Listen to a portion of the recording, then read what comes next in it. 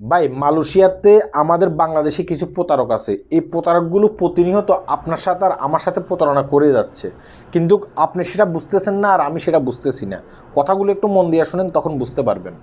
তারা অনেক সময় কি করে, তারা দাড়ি লাগাইয়া তারপরে জুব্বা পরে তারা কি করে, তারা আপনার কাছে আর আমার কাছে আসে। বেশিরভাগে তারা রোববারে আসে। আর আসার সময় তারা কি করে, একটা এতিমখানার ছবি নিয়ে আসবে কিংবা একটা মসজিদের ছবি নিয়ে আসবে। এই মসজিদটা হয়তো বা অর্ধেক হয়েছে আর অর্ধেক হয়নি। এতিমখানার ভিতরে দেখা গেছে কি, মানে বাচ্চা কাচ্চারা পড়াশোনা করতেছে, এই ধরনের কিছু ল্যামিটিং করা ছবি নিয়ে আসবে। আইসা বলবে যে ভাই আপনি কি বাংলাদেশি? তখন আপনি বলবেন যে হ্যাঁ ভাই আমি বাংলাদেশি।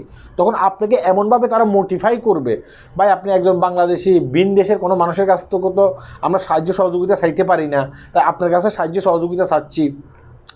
এক বাংলাদেশি অন্য আর একটা বাংলাদেশিকে হেল্প করবে, এটা হচ্ছে নিয়ম। এই যে দেখেন আমার বাড়ির পাশে একটা মসজিদ আছে, কিংবা একটা মাদ্রাসা আছে, কিংবা একটা এতিমখানা আছে।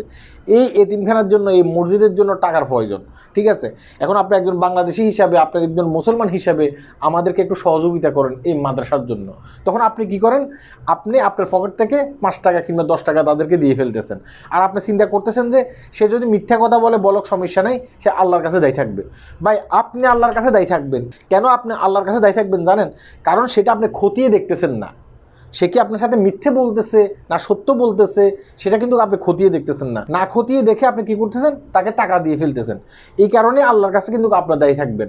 আল্লাহ বলছিল যে তুমি একটা সাহায্য সহযোগিতা করার আগে কিংবা একটা কাজ করার আগে তুমি সেটা যাচাই বাছাই করে করবা। আপনি সেটা যাচাই বাছাই করতেছেন না। আপনি যে যাচাই বাছাই না করে আল্লাহর নামে টাকাটা দিয়ে ফেলতেছেন, টাকাটা কোথায় যাচ্ছে সেটা কি আর আপনি জানেন? সেটা আপনি জানেন না। এই না জানার কারণে কিন্তু আপনি আল্লাহর কাছে দায়ী থাকবেন।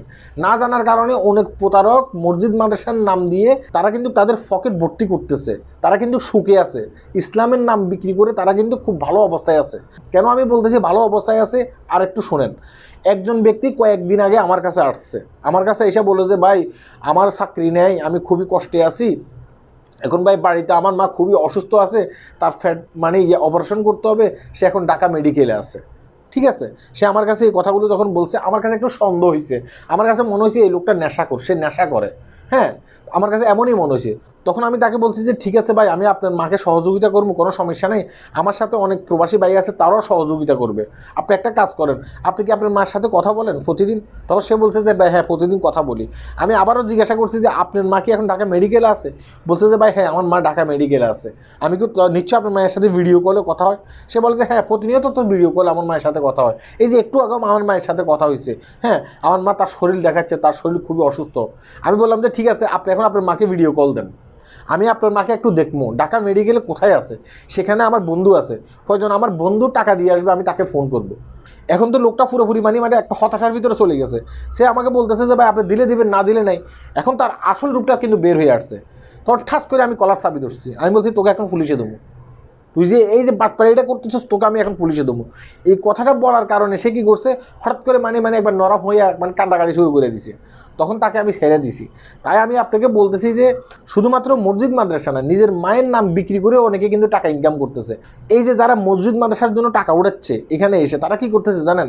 তারা দেখা গেছে কি একটা ফজেটে কাজ করে, আবার সে ফজেটে কিন্তু মাঝে মধ্যে ছুটি পায়, তখন তারা একটা জুব্বা কিনে ফেলে, জুব্বা কিনে দাড়ি রাখে। তখন তারা ওই জুব্বা পরে, তাদের তো দাড়ি আছে, এই দাড়িটাকে ফুজি করে তারা আপনার কাছ থেকে আর আমার কাছ থেকে টাকা হাতিয়ে নেয়। আর আমরা অনেক ক্ষেত্রে তাদেরকে হুজুর মনে করে, তাদেরকে ভালো মানুষ মনে করে তাদেরকে টাকা পয়সা দিয়ে ফেলি। এগুলো কখনো দেবেন না। যদি দেন, দেওয়ার আগে যাচাই বাছাই করবেন।